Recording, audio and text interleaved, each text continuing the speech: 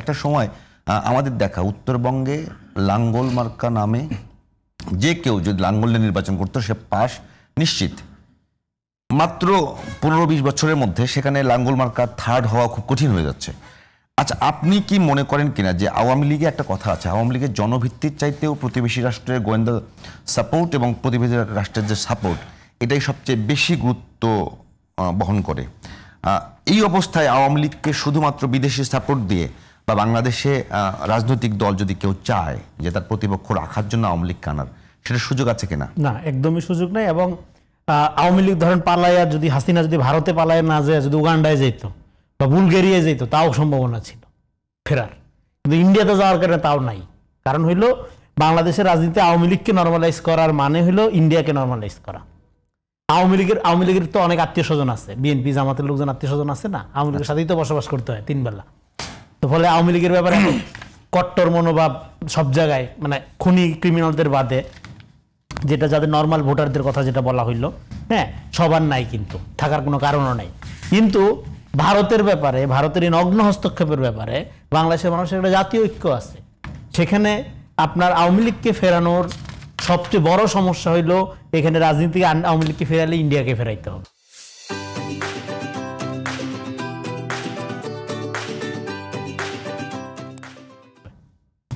না হলে প্রশ্নটা আরো হালকাভাবে তোলা যেত আমেরিকা। আচ্ছা ঠিক আছে, বিচার টিচার করে আজকে ফিরে দেখা যায়। সেটা কি সম্ভব ইন্ডিয়াকে ঠেকানো? সম্ভব তো হয়েছে। 5 তারিখে তো শুধু এখানে হাসিনার পরাজয় হয় নাই, ইন্ডিয়ারও পরাজয় হয়েছে।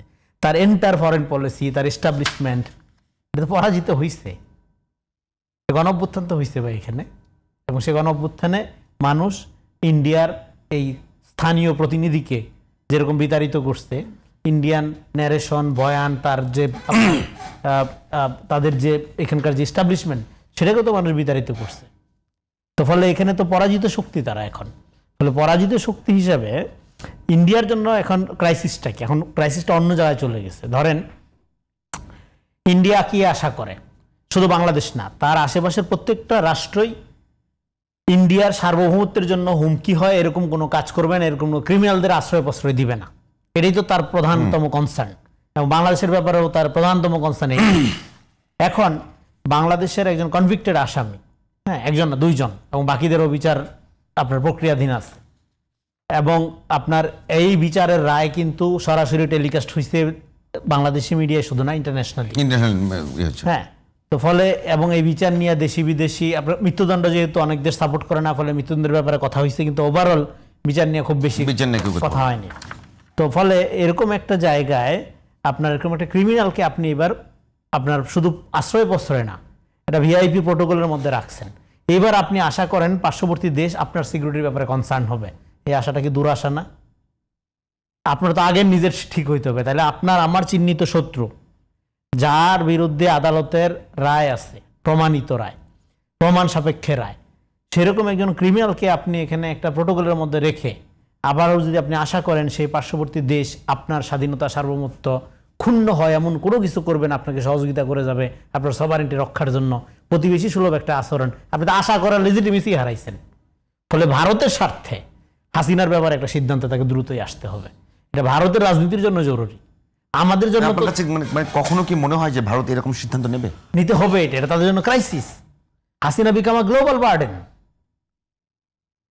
আপনার এটা ভারতকে সলভ করতেই হবে। এটা কিভাবে সলভ করবে এটা আমি জানি, এটা তাদের ব্যাপার, এটা কিন্তু এই সলভ করতে হবে। কারণ আপনি তো ধরেন বাংলাদেশে এন্টি ইন্ডিয়ান একটা ব্যাপক জনসমর্থন আছে, এটা তো ভারতও জানে, এটা তার অস্বীকার করার কিছু নেই। তো এইটাকে মিনিমাইজ করে বা এটাকে রেখে নির্বাচিত সরকার যারাই আসুক, ভারতকে তো তার সম্পর্ক বজায় রেখে রাজনীতি করতে হবে না? তো রাজনীতি করার ক্ষেত্রে তার প্রিন্সিপাল আপনার পদক্ষেপ কি হবে? যে আমার কমন এনিমি, পিপলস এনিমি, তাকে তুমি শেল্টার দিয়ে রাখছো, এবং তোমার সাথে আমি লেনদেন সম্পর্ক কিভাবে উন্নয়ন করব? আমি তো আমার জনগণের বিরুদ্ধে গিয়ে দাঁড়াইতে হবে। তাহলে হাসিনার প্রবলেম যদি ভারত সলভ না করে, তাহলে বন্ধুত্বের আলাপ আগাবে কিভাবে? যে কোনো সরকারই তো আগাইতে পারবে না। জামাত আগাবে? জামাত বসবে? বিএনপি বসবে? কেউ বসবে না। ফলে ভারতের দিক থেকে এটা একটা পররাষ্ট্র নীতিগত একটা, আমি কি বলবো, যে একটা ফাপড়ের মধ্যে পড়ছে সে। হাসিনাকে তার ডিল করতে হবে। হ্যাঁ, এটা বাংলাদেশের জন্য কোনো ক্রাইসিস না। বাংলাদেশ তো ওয়েলকাম জানাবে, এত বড় দেশ, রত্ন, হ্যাঁ, এই রত্ন, আমরা গরিব মানুষের দেশ, রত্ন ফিরাই দাও আমাদের, আমরা রত্ন ফেরত চাই।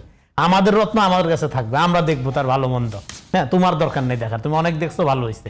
তো ফলে এখন এটা তো ইন্ডিয়াকে সলভ করতে হবে, কারণ ডেফিনেটলি আমরা তো চাইবো না পার্শ্ববর্তী দুইটা দেশের মধ্যে একটা হোস্টেল সম্পর্ক থাকুক। বাংলাদেশের সভারেন্টিকে যেরকম ইন্ডিয়া সম্মান করতে হবে, আমরাও ডেফিনেটলি ইন্ডিয়ান সভারেন্টিকে সম্মান করবেন, কিন্তু সেই সম্মানের শর্তটা এখন কোর্ট, মানে বলটা ইন্ডিয়ার কোর্টে, ইন্ডিয়াকে এই ব্যাপারে ডিসিশন নিলেই বরং বাংলাদেশ হেল্প করতে পারবে, আর না হলে বাংলাদেশের হেল্প করার স্কোপটা কমে গেছে হাসিনা প্রশ্নে।